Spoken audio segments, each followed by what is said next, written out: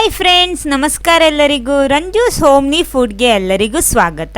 ಇವತ್ತು ನಾನು ಕಾಡು ಮಾವಿನ ಹಣ್ಣಿನಲ್ಲಿ ತುಂಬ ಸರಳವಾಗಿ ಮಾಡುವಂಥ ಒಂದು ರೆಸಿಪಿ ನಾನು ನಿಮಗೆ ಪರಿಚಯಿಸ್ತಾ ಇದ್ದೀನಿ. ಕಾಡು ಮಾವಿನ ಹಣ್ಣಿನಲ್ಲಿ ನಾವು ಯಾವುದೇ ಕರಿ ಮಾಡಿದರೂ ತುಂಬಾ ಚೆನ್ನಾಗಿ ಬರುತ್ತೆ, ಎಲ್ರಿಗೂ ಅದು ಇಷ್ಟ ಇರುತ್ತೆ. ಇವತ್ತೊಂದು ಸರಳವಾಗಿ ಮಾಡೋ ರೆಸಿಪಿ ನಾನು ನಿಮ್ಮ ಹತ್ರ ತೋರಿಸ್ತಾ ಇದ್ದೀನಿ, ಬನ್ನಿ ನೋಡೋಣ. ಆಮೇಲೆ ಫಸ್ಟ್ ಟೈಮ್ ಈ ಚಾನಲ್ ನೋಡ್ತಿದ್ರೆ ಚಾನಲ್ ಸಬ್ಸ್ಕ್ರೈಬ್ ಮಾಡಿ ಸಪೋರ್ಟ್ ಮಾಡಿ, ಅದರ ಪಕ್ಕದಲ್ಲಿರುವ ಬೆಲ್ಲೈಕನ್ನು ಪ್ರೆಸ್ ಮಾಡಿ, ಅದರಲ್ಲಿ ಬರೋ ಆಲ್ ಆಪ್ಷನಿಗೂ ಕ್ಲಿಕ್ ಮಾಡಿ. ನೋಡಿ, ಇಲ್ಲಿ ನಾನು ಸ್ವಲ್ಪ ಮಾವಿನ ಹಣ್ಣು ತಗೊಂಡಿದ್ದೀನಿ. ಅದರ ತೊಟ್ಟೆಲ್ಲ ಕಟ್ ಮಾಡಿ ನೋಡಿ, ಈ ರೀತಿ ಅದರ ಸೊನೆ ತೆಗಿಬೇಕು, ಇಲ್ಲಾಂದರೆ ಸ್ವಲ್ಪ ಸೊನೆ ಇರುತ್ತದೆ. ನೋಡಿ, ಈ ರೀತಿ ತಗೊಂಡ್ಬಿಟ್ರೆ ಆಯಿತು. ಎಲ್ಲ ಇದೇ ರೀತಿ ಅದರ ತೊಟ್ಟೆಲ್ಲ ತುಂಡು ಮಾಡಿ ನಾನು ರೆಡಿ ಮಾಡ್ತೀನಿ.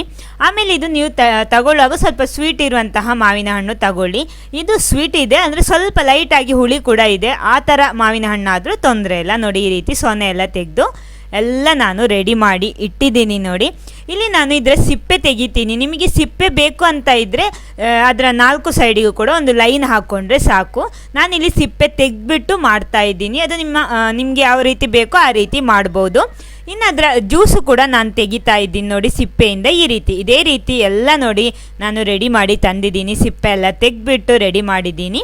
ಇನ್ನು ಇದನ್ನು ಬೇಯಿಸಬೇಕು. ಅದಕ್ಕೋಸ್ಕರ ಸ್ವಲ್ಪ ನೀರು ಹಾಕ್ತಾ ಇದ್ದೀನಿ.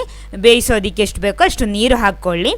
ಆಮೇಲೆ ಸ್ಟವ್ ಆನ್ ಮಾಡಿಬಿಟ್ಟು ಸ್ಟವ್ ಎಲ್ಲ ಆನ್ ಮಾಡಿ ಬಿಸಿ ಮಾಡಿ ಗ್ಯಾಸ್ ಸ್ಟವ್ ಆನ್ ಮಾಡಿ, ಇನ್ನು ಇದಕ್ಕೆ ರುಚಿಗೆ ತಕ್ಕಷ್ಟು ಉಪ್ಪು ಹಾಕ್ಕೋಬೇಕು ಮೊದಲು. ಆಮೇಲೆ ಒಂದು 1/4 ಸ್ಪೂನ್ನಷ್ಟು ಅರಿಶಿನ ಹುಡಿ ಕೂಡ ಹಾಕ್ಕೊಳ್ಳಿ.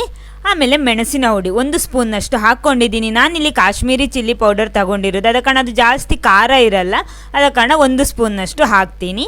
ಇನ್ನು ಇದನ್ನೆಲ್ಲ ಒಂದು ಸಲ ಚೆನ್ನಾಗಿ ಮಿಕ್ಸ್ ಮಾಡ್ಕೊಳ್ಳಿ.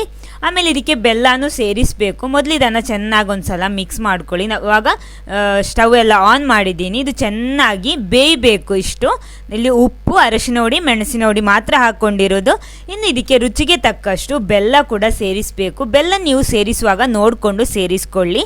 ಅಂದರೆ ಜಾಸ್ತಿ ಹುಳಿ ಇರುವ ಮಾವಿನಕಾಯಿ ಹಣ್ಣಾದರೆ ಸ್ವಲ್ಪ ಜಾಸ್ತಿನೇ ಬೆಲ್ಲ ಸೇರಿಸ್ಕೊಳ್ಳಿ, ಇಲ್ಲಾಂದರೆ ಅಡ್ಜಸ್ಟ್ ಮಾಡ್ಕೊಳ್ಳಿ.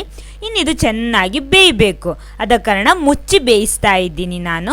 ಇದು ಬೇಯ್ತಾ ಇರಲಿ. ಇದಕ್ಕಿರುವ ಸ್ವಲ್ಪ ಮಸಾಲ ರೆಡಿ ಮಾಡಬೇಕು, ಅದನ್ನು ರೆಡಿ ಮಾಡೋಣ. ಒಂದು ಮಿಕ್ಸಿ ಜಾರಿಗೆ ನಾನಿಲ್ಲಿ ಒಂದು ಕಪ್ಪಿನಷ್ಟು ತೆಂಗಿನ ತುರಿ ತಗೊಂಡಿದ್ದೀನಿ.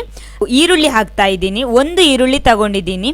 ಇಲ್ಲಿ ಈರುಳ್ಳಿ ನಾನಿಲ್ಲಿ ದೊಡ್ಡ ಈರುಳ್ಳಿ ತಗೊಂಡಿರೋದು. ಇಲ್ಲ ಅಂದರೆ ನೀವು ಸಾಂಬಾರು ಈರುಳ್ಳಿ ತಗೊಂಡ್ರು ತುಂಬ ಚೆನ್ನಾಗಿ ಬರುತ್ತೆ. ಸಾಂಬಾರು ಈರುಳ್ಳಿ ತಗೊಳ್ತೀರೋ ಒಂದು 8-9 ಎಲ್ಲ ಹಾಕ್ಕೋಬೋದು. ಸಣ್ಣ ಸಣ್ಣ ಈರುಳ್ಳಿ ಬರುತ್ತಲ್ವ, ಅದನ್ನು ಹಾಕ್ತಾ ಇದ್ದೀನಿ. ಆಮೇಲೆ ಇದಕ್ಕೆ ಜೀರಿಗೆ ಒಂದು 1/2 ಸ್ಪೂನ್ನಷ್ಟು ಜೀರಿಗೆ ಹಾಕ್ಕೊಳ್ಳಿ. ಇಷ್ಟೇ ಸಾಕು, ಬೇರೆ ಏನು ಬೇಡ.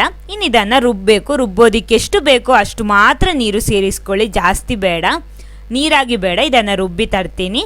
ನೋಡಿ, ನಾನು ರುಬ್ಬಿ ತಂದಿದ್ದೀನಿ. ನಮ್ಮ ಮಸಾಲ ಇಲ್ಲಿ ರೆಡಿಯಾಗಿದೆ, ಇಷ್ಟೇ ಸಾಕು. ಇಷ್ಟೊತ್ತಿಗೆ ನಮ್ಮ ಮಾವಿನ ಹಣ್ಣು ಕೂಡ ಚೆನ್ನಾಗಿ ಬೆಂದು ನೋಡಿ ರೆಡಿಯಾಗಿದೆ. ಇಲ್ಲಿ ಉಪ್ಪು ಅಥವಾ ಖಾರ ಸಾಕು, ಜಾಸ್ತಿ ಬೇಡ ಇದಕ್ಕೆ, ಅಥವಾ ಸಿಹಿ ಕಡಿಮೆ ಆಗಿದ್ದರೆ ಈ ಸ್ಟೇಜಲ್ಲಿ ನಿಮಗೆ ಸೇರಿಸ್ಬೋದು. ನೋಡಿ, ಚೆನ್ನಾಗಿ ಬೆಂದು ರೆಡಿಯಾಗಿದೆ. ಒಂದು ಸಲ ಚೆಕ್ ಮಾಡ್ಕೊಳ್ಳಿ. ಆಮೇಲೆ ಇದಕ್ಕೆ ನಾವಿಲ್ಲಿ ರುಬ್ಬಿಟ್ಟಂತಹ ಮಸಾಲ ಸೇರಿಸ್ಕೊಂಡ್ರೆ ಆಯಿತು. ನೋಡಿ, ಇವಾಗೆಲ್ಲ ಕರೆಕ್ಟಾಗಿದೆ. ಇನ್ನು ನಾನು ಇದಕ್ಕೆ ನಾವು ರುಬ್ಬಿಟ್ಟಂತಹ ಮಸಾಲ ಸೇರಿಸ್ತಾ ಇದ್ದೀನಿ. ನೋಡಿ, ಈ ರೀತಿ ಇರುತ್ತೆ. ಅಂದರೆ ಮೆಣಸಿನ ಹುಡಿ ನಾವು ಹಾಕ್ಕೊಂಡಿದ್ದೀವಿ, ಅದ ಕಾರಣ ಇದಕ್ಕೇನು ಖಾರ ಬೇಡ, ಎಲ್ಲ ಕರೆಕ್ಟಾಗಿರುತ್ತೆ. ಇನ್ನು ಇದನ್ನು ಚೆನ್ನಾಗಿ ಒಂದು ಸಲ ಮಿಕ್ಸ್ ಮಾಡಿ ಸ್ವಲ್ಪ ಹೊತ್ತು ಕುದಿಸಿದರೆ ಸಾಕು. ಒಂದು ಸಲ ಚೆನ್ನಾಗಿ ಮಿಕ್ಸ್ ಮಾಡ್ಕೊಳ್ಳಿ. ಈ ರೀತಿ ತುಂಬ ಸರಳವಾಗಿ ಮಾಡುವಂಥ ಒಂದು ರೆಸಿಪಿ ಇದು. ಕಾಡು ಮಾವಿನ ಹಣ್ಣಿನಲ್ಲಿ ಸಿಕ್ಕಿದರೆ ಒಂದು ಸಲ ಟ್ರೈ ಮಾಡಿ ನೋಡಿ. ನೋಡಿ, ಈ ರೀತಿ ಚೆನ್ನಾಗಿ ಮಿಕ್ಸ್ ಮಾಡ್ಕೊಂಡು ಇನ್ನು ಸ್ವಲ್ಪ ಹೊತ್ತು ಕುದಿಲಿ. ಇದು ಜಾಸ್ತಿ ಬೇಡ, ಸ್ವಲ್ಪ ಹೊತ್ತು ಕುದಿ ಬಂದರೆ ಸಾಕು. ಅಷ್ಟೊತ್ತಿಗೆ ನಾವು ಇದಕ್ಕೆ ಇರುವ ಒಗ್ಗರಣೆ ರೆಡಿ ಮಾಡೋಣ. ನಾನಿಲ್ಲಿ ತೆಂಗಿನೆಣ್ಣೆ ಬಿಸಿ ಮಾಡೋದಕ್ಕೆ ಇಟ್ಟಿದ್ದೀನಿ. ಎಣ್ಣೆ ಬಿಸಿ ಆಗ್ತಾ ಬಂದಿದೆ ಇವಾಗ. ಇನ್ನು ಇದಕ್ಕೆ ಸಾಸಿವೆ ಹಾಕ್ಕೊಳ್ತಾ ಇದ್ದೀನಿ. ಸಾಸಿವೆ ಎಲ್ಲ ಸ್ವಲ್ಪ ಸಿಡಿದ ಮೇಲೆ ಇದಕ್ಕೆ ಕರಿಬೇವನ್ನು ಹಾಕ್ತಾ ಇದ್ದೀನಿ. ನೋಡಿ, ಕರಿಬೇವನ್ನು ತುಂಡು ಮಾಡಿಬಿಟ್ಟು ಕರಿಬೇವನ್ನು ಹಾಕ್ತಾ ಇದ್ದೀನಿ. ಚೆನ್ನಾಗಿ ಸಿಡಿದ್ರೆ ಸಾಕು ಸಾಸಿವೆ. ಇದನ್ನು ಆಫ್ ಮಾಡ್ತಾ ಇದ್ದೀನಿ. ಚೆನ್ನಾಗಿ ಸಿಡ್ದಿದೆ ನೋಡಿ, ಇವಾಗ ಸಾಕು. ನೋಡಿ, ನಮ್ಮ ಮಾವಿನ ಹಣ್ಣಿನ ಕರಿ ಕೂಡ ಇಲ್ಲಿ ರೆಡಿಯಾಗಿದೆ. ಚೆನ್ನಾಗಿ ಕುದಿ ಬಂದಿದೆ. ನೋಡಿ, ಒಂದು ಸಲ ಚೆನ್ನಾಗಿ ಮಿಕ್ಸ್ ಮಾಡ್ಕೊಳ್ಳಿ. ಮಿಕ್ಸ್ ಮಾಡಿಬಿಟ್ಟು ಇದನ್ನು ಸ್ಟವ್ ಆಫ್ ಮಾಡಿಕೊಂಡ್ರೆ ಆಯಿತು. ನೋಡಿ, ಸಾಕು. ಇಷ್ಟು ಜಾಸ್ತಿಯಾಗಿ ಕುದಿ ಬರಬೇಕಾದ ಅವಶ್ಯಕತೆ ಏನಿಲ್ಲ. ಆಫ್ ಮಾಡ್ತಾ ಇದ್ದೀನಿ. ನಾವು ರೆಡಿ ಮಾಡಿಟ್ಟ ಒಗ್ಗರಣೆ ಕೂಡ ಹಾಕಿಬಿಟ್ರೆ ಸೂಪರ್ ಆಗಿರುತ್ತೆ. ಗಂಜಿ ಜೊತೆ ಎಲ್ಲ ತಿನ್ನೋದಕ್ಕೆ ಇದು ಸೂಪರ್ ಆಗಿರುತ್ತೆ. ಅಂದರೆ ನಾವು ಕುಚ್ಚಲಕ್ಕಿಯಲ್ಲಿ ಗಂಜಿ ಎಲ್ಲ ಮಾಡ್ತೀವಲ್ಲ, ಅದರ ಜೊತೆ ತಿನ್ನೋದಕ್ಕೆ ಚೆನ್ನಾಗಿರುತ್ತೆ. ಇಲ್ಲಾಂದರೆ ಸೈಡ್ ಡಿಶ್ ಆಗಿ ನಮಗೆ ಉಪಯೋಗಿಸ್ಬೋದು. ಈ ವಿಡಿಯೋ ನಿಮ್ಗೆ ಇಷ್ಟ ಆದರೆ ಖಂಡಿತ ಲೈಕ್ ಮಾಡಿ, ಎಲ್ಲರ ಜೊತೆ ಶೇರ್ ಮಾಡೋದಕ್ಕೂ ಮರಿಬೇಡಿ.